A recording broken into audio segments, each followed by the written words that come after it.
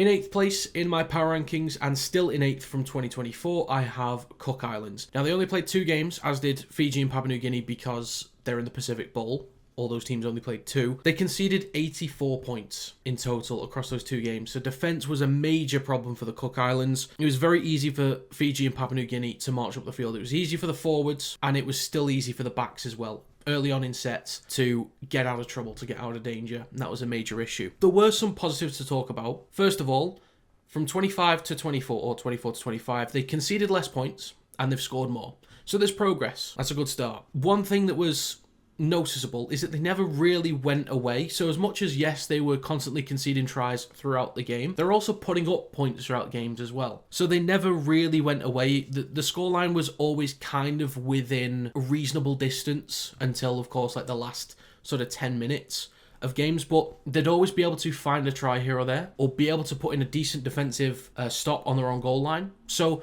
there were some positive moments. I think the squad that they were able to announce was a lot stronger than it was last year. The biggest problem is that even though they could announce Murati Niokore and David Mwale, they didn't play a single game. And they would have been a huge help for the Cook Islands, especially through the middle. Brad Takirangi didn't play either. He was listed and didn't play. So it was up to Potoko, Masters and Cowley to play in the halves. But at least through the middle, I think they had a good go making meters themselves, but Mwale and Niokore would have been a huge help. But having Piakora in there and Kale Iro, they were huge. The major issue that they face compared to the rest of the nations is that they don't have as much NRL/Super League quality in multiple positions. At least for the World Cup next year, if they can have their best available heritage players, there is the chance that they start to close the gap to Fiji and Papua New Guinea. But for me, Cook Islands were the weakest team, and they will be in 8th.